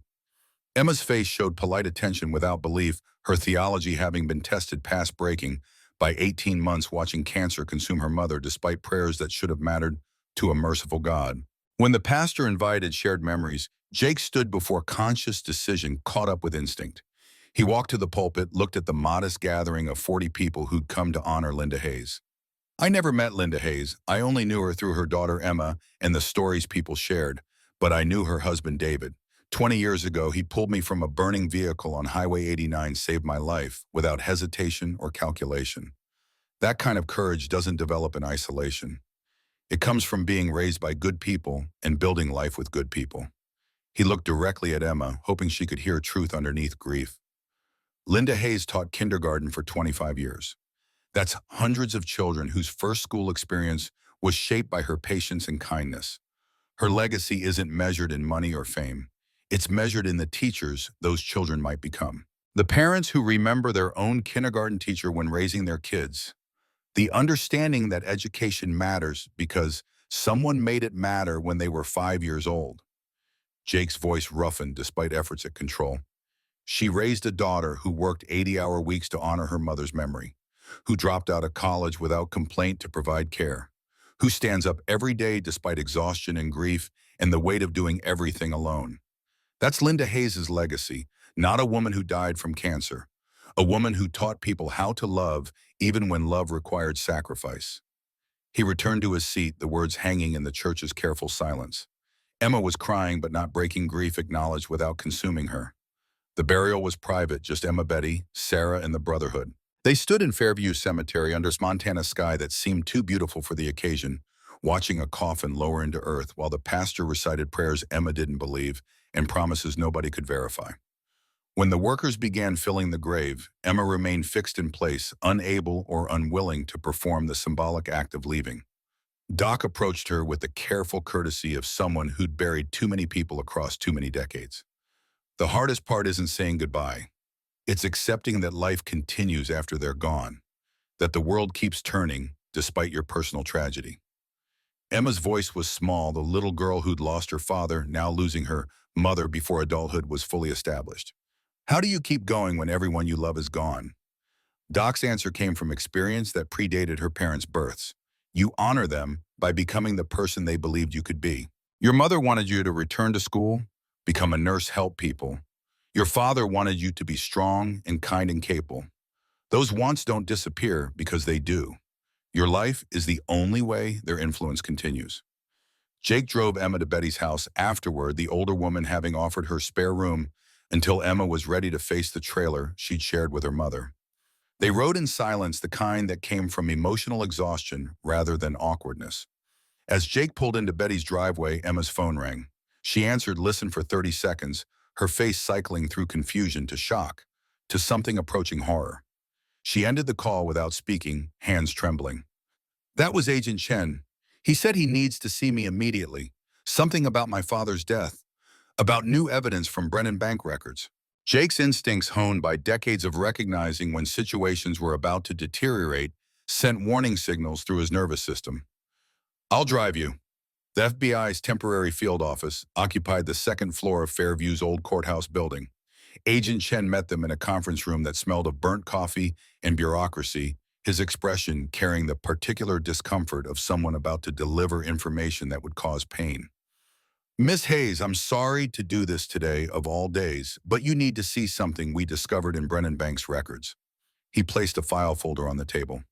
Emma opened it with hands that shook slightly, reading documents that Jake couldn't see but could track through her expressions. Confusion, disbelief, dawning understanding, rage. When she looked up, tears were flowing, but her voice was steady. My father didn't die of a heart attack. Chen's confirmation was gentle but factual. 5 years ago, David Hayes was working as a volunteer firefighter and part-time security consultant. One of his consulting jobs was reviewing security systems for local businesses, including Brennan Bank. He discovered irregularities in their cash handling procedures amounts that didn't match deposits patterns, suggesting money laundering. Emma's breathing had become shallow, hyperventilating as the implications cascaded. David reported his concerns to the Montana Banking Commission. 3 weeks later, he died of what the coroner ruled a heart attack. He was 48, no prior cardiac history, but the autopsy was cursory. Brennan family donated the new wing to Fairview County Hospital that same year. The coroner who signed off on the heart attack diagnosis retired 6 months later with a pension that shouldn't have been affordable on his salary. Jake's hands had clenched into fists. He knew where this was going. We've now matched that timeline with Sinaloa cartel communications intercepted by DEA. The cartel had ordered a problem resolution in Fairview, Montana around the same time. The method they specified was making it look like natural causes. Your father was murdered, Miss Hayes, poisoned with a substance that mimics cardiac arrest. Richard Brennan ordered the hit to protect his money laundering operation. Emma stood abruptly, the chair scraping against linoleum. Her voice came out, strangled, fighting for control. You're telling me my father was murdered, that my mother spent 5 years grieving a husband who was killed because he tried to do the right thing, that I lost both my parents because some banker wanted to protect his drug money. Chen had no comfort to offer that would make this better. I'm telling you that your father was a hero who died trying to stop criminals. And I'm telling you that we're going to make sure Richard Brennan pays for it. But I'm also telling you that you're now in more danger than we initially assessed. If the cartel realizes you know this information, you become a loose end they'll want to tie up. Jake stepped forward, his voice carrying the authority of someone making a promise he intended to keep regardless of cost.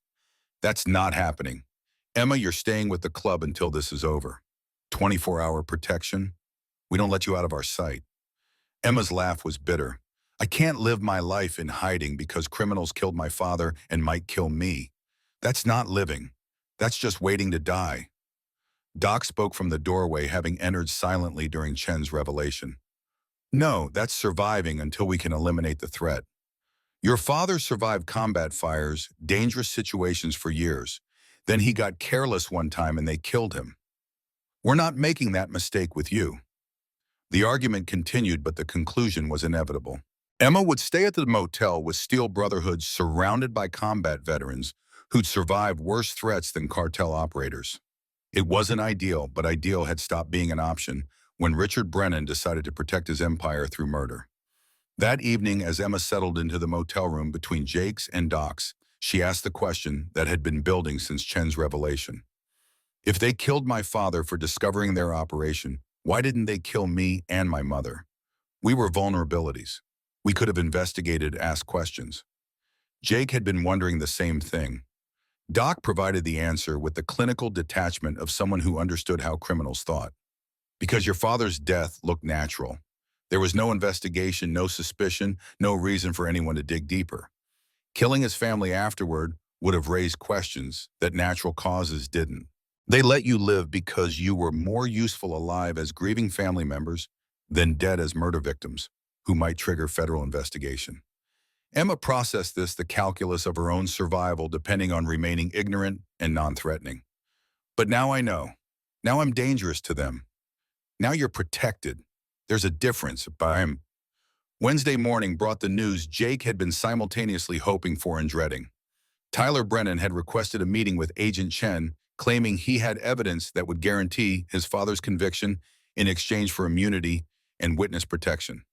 Chen called Jake to the field office, explaining that Tyler's information was substantial enough to potentially end the federal case within weeks instead of months.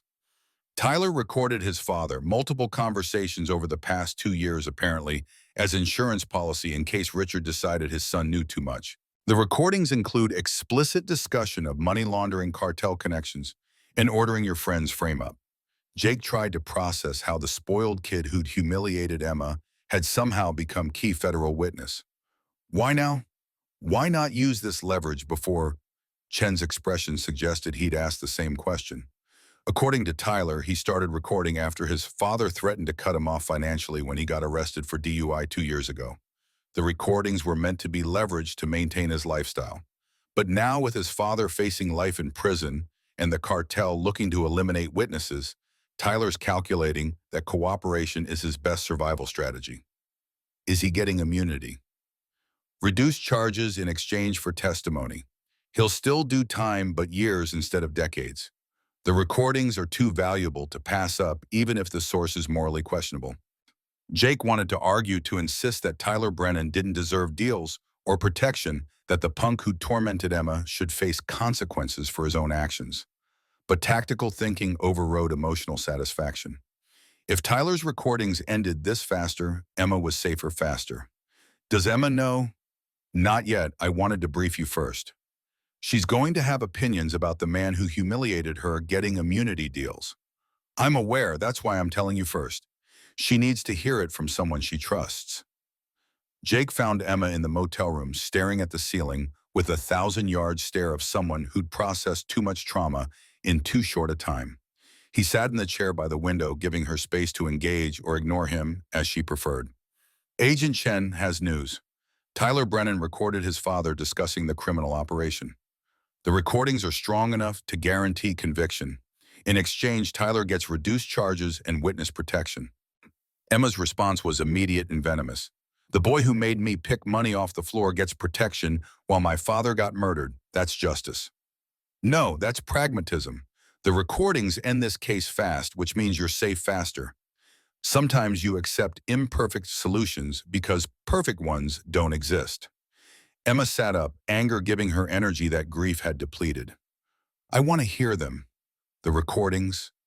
I want to hear Richard Brennan admit to killing my father. Jake started to argue that exposing herself to that would only cause more pain, but he recognized the look in her eyes.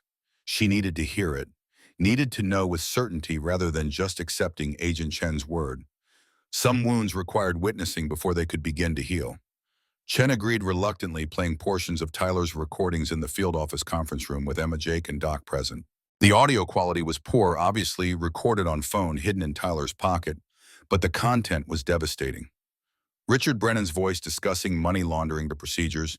The cartel moves $2 million monthly through our business accounts. We take 3%, launder it through the lumber mill, payroll clean money by the time it leaves Montana. Another recording from 18 months ago, Richard discussing the Steel Brotherhood situation. These bikers are becoming a problem. We need them gone. Call your contact, have them plant something that sticks. I don't care what it costs. The worst recording dated 5 years prior. Richard speaking to someone whose voice was too quiet to identify clearly. The firefighter. Hayes, he's filed a complaint with the banking commission. This needs to go away permanently. Make it look natural. Heart attack, stroke accident, I don't care.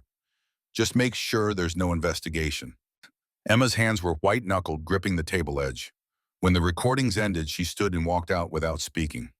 Jake followed, finding her in the parking lot, throwing up beside a dumpster, her body rejecting the reality it had been forced to absorb. He held her hair back, said nothing, just provided presence while her system purged. When she finished, he offered water from the bottle he'd grabbed on the way out. My father died because he tried to do the right thing. My mother spent 5 years thinking it was natural causes. I spent 5 years not knowing someone murdered my father.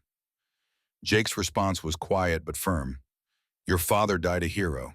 He saw corruption and reported it knowing the risks. That's courage most people never demonstrate. The fact that evil men killed him doesn't diminish his choice. It confirms that what he was fighting against mattered enough that they had to kill him to stop him. Emma drank the water, wiped her mouth, found composure somewhere beneath the rage and grief. I want to testify.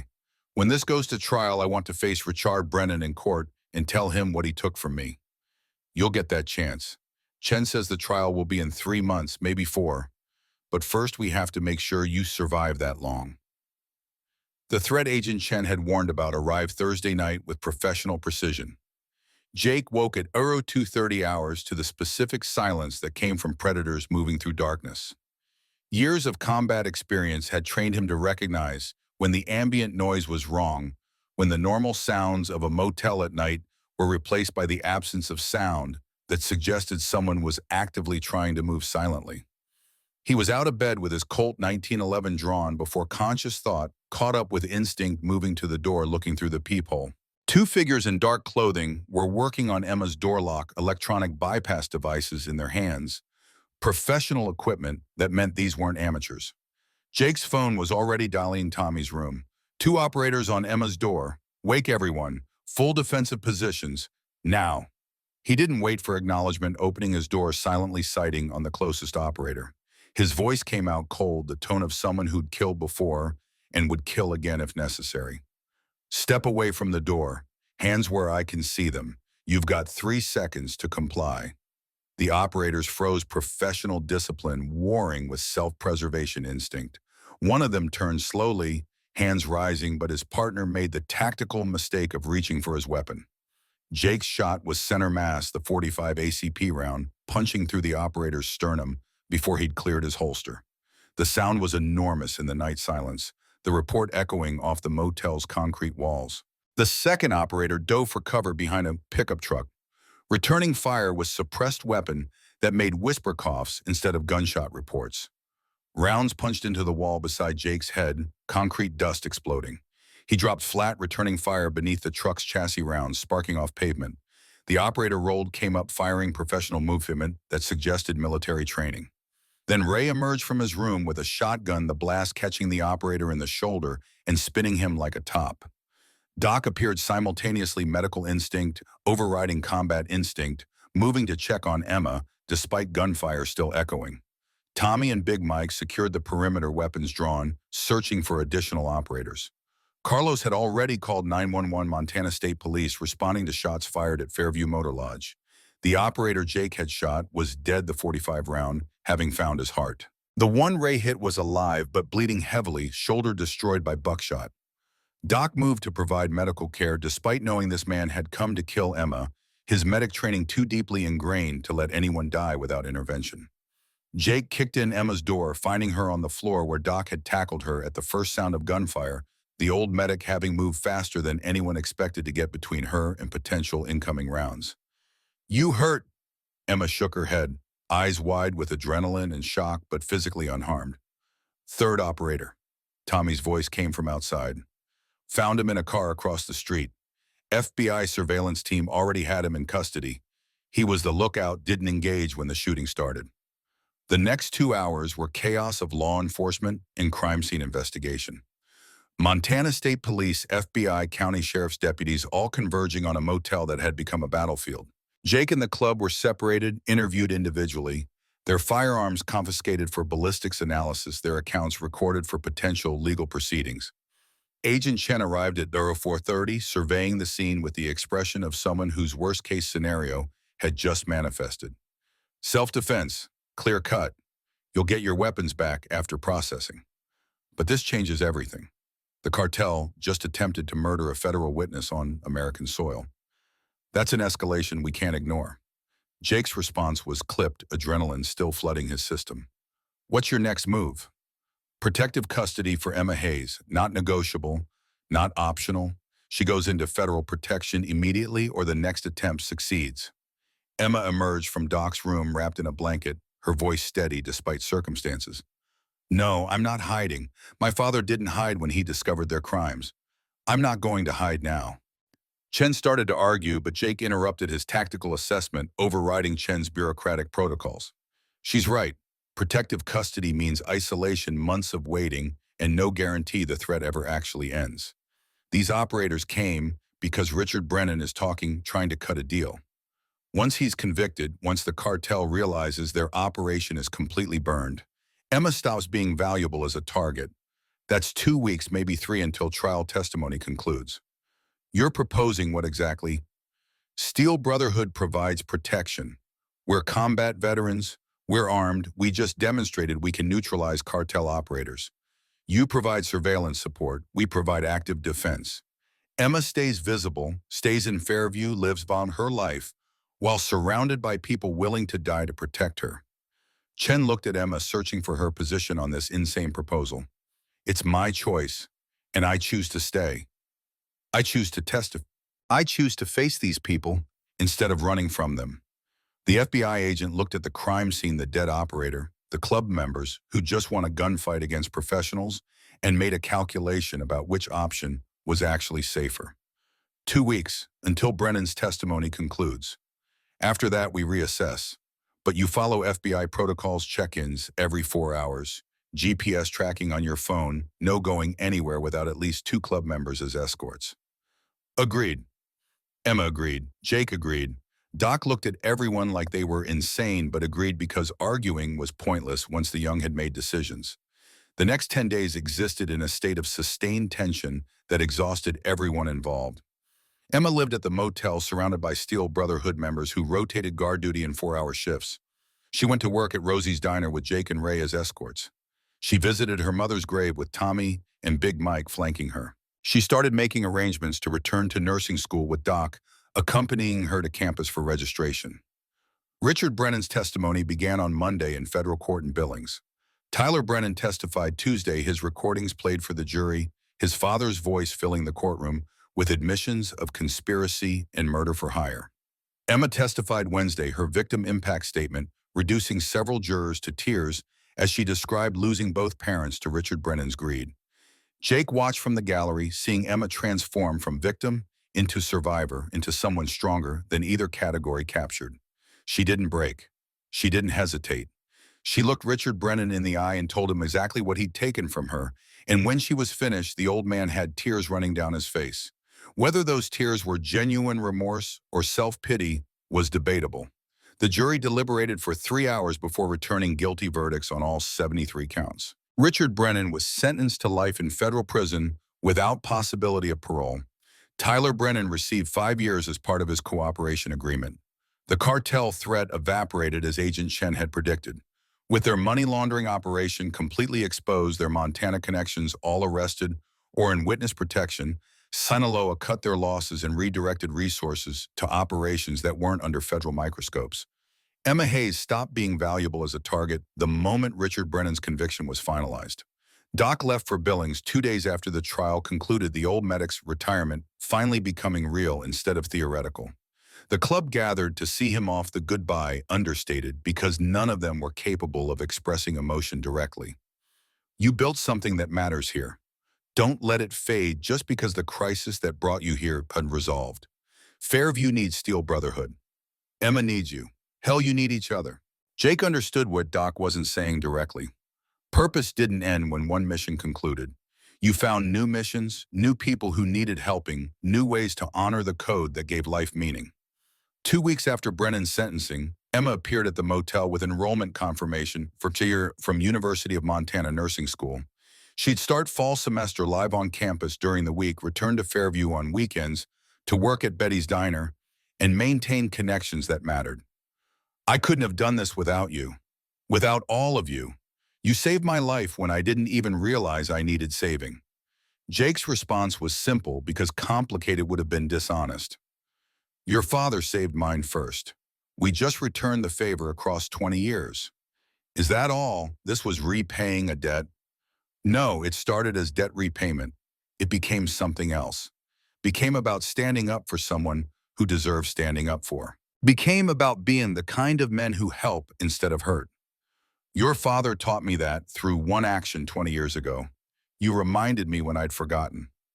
Emma hugged each club member in turn, promises to stay in touch, mixing with understanding that some chapters closed so new ones could begin. She drove away in her car with the new tires Jake had insisted on buying, headed toward a future her parents had wanted for her, but hadn't lived to see. 5 years passed with the peculiar speed that came from stable routine. Jake turned 52, the age milestone feeling less ominous than previous birthdays. Steel Brotherhood established permanent chapter in Fairview, transforming from nomadic brotherhood into community institution that organized charity events and supported local veterans.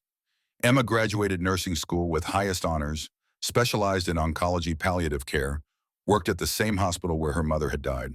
She was brilliant at her job, her personal experience transforming into professional skill that helped families navigate impossible spaces between hope and acceptance. The Lily's Hope Foundation became annual tradition, raising money for hospitality workers facing harassment or financial hardship. They'd helped 43 people in 5 years, funded security systems for vulnerable businesses, provided self-defense training for servers and retail workers, created networks of support that prevented isolation from becoming desperation. Betty expanded Rosie's Diner, renamed it Rosie's and David's in honor of Emma's father. The business thrived on reputation and good food tourists, stopping specifically because they'd heard stories about the motorcycle club that stood up for a waitress and changed the town's understanding of who helped and who hurt. Doc visited quarterly from Billings' relationship with his daughter and grandchildren, rebuilt the old medic, finally at peace with demons that had chased him for 50 years. He'd volunteer at the VA hospital, his experience treating combat wounds continuing to save lives without requiring him to ride hundreds of miles between crises. Jake stood at Lily's grave on a November morning, the ritual maintained weekly despite Doc's suggestion that maybe daily visits weren't necessary anymore. The conversations were shorter now, updates rather than confessions, sharing rather than begging forgiveness. Emma's doing incredible work at the hospital, saved 3 patients from giving up too early, helped 2 families accept that fighting wasn't always the same as winning. She's got your compassion, sweetheart. Your refusal to let people suffer alone. He traced her name on the granite, the stone rough under fingers that had held her as infant, teenager, young woman who'd believed she wasn't strong enough. I built something here. The club, the foundation, the community. It won't bring you back, but it means your death mattered beyond just the pain I carried. Doc was right about that. Honor the dead by helping the living. Transform pain into purpose. Jake stood joints protesting, walked to his Harley. The bike was older now, but still reliable. The engine starting with familiar rumble that had been soundtrack to 8 years of searching for redemption. Emma was waiting at the motel, sitting in the cheap lawn chair that had become unofficial gathering spot. She gestured to the empty chair beside her. You visit her every week. Does it help? Sometimes. Sometimes it's just habit. But habits matter when grief tries to convince you nothing matters. The weekly visit is structure that prevents me from forgetting she existed. Emma understood her own weekly visits to her parents' graves serving similar function. I've been thinking about what you said at the Veterans Day ceremony, about legacy. I want my legacy to be helping people the way you helped me. Jake's response was gentle but firm. Your legacy will be whatever you make it. The work you're doing at the hospital, the patients you help, the families you support through impossible circumstances, that's legacy independent of how you started. They sat in comfortable silence while Montana night deepened. Eventually, Emma stood, hugged Jake with affection that transcended words, walked to her car with confidence that 5 years ago would have been impossible to imagine. Jake remained in the lawn chair, beer warming in his hand, thinking about legacy and redemption and whether the two were different concepts. His phone buzzed with text from Doc, proud of you, son. Lily would be too. Simple message, but sufficient, carrying weight that elaborate speeches couldn't improve. Jake went inside, looked at Lily's photo he'd carried for 8 years. Her smile remained unchanged, frozen at 19, forever young while he aged. Tomorrow would bring new challenges, new people to help, new opportunities to stand up when others sat down. The work never ended because Human suffering never ended. But that was okay. Purpose didn't require completion, it required commitment. And Jake Sullivan, President Emeritus of Steel Brotherhood, Montana, chapter veteran of foreign wars and domestic grief, father who'd lost his daughter, but found his purpose, had committed to living in ways that honored both the living and the dead. He turned out the light lay down, knowing sleep would come easier than it had 8 years ago. The road had led him here to this town, these people, this life that felt less like running and more like arriving. And arriving after years of departure felt like victory worth celebrating, however quietly.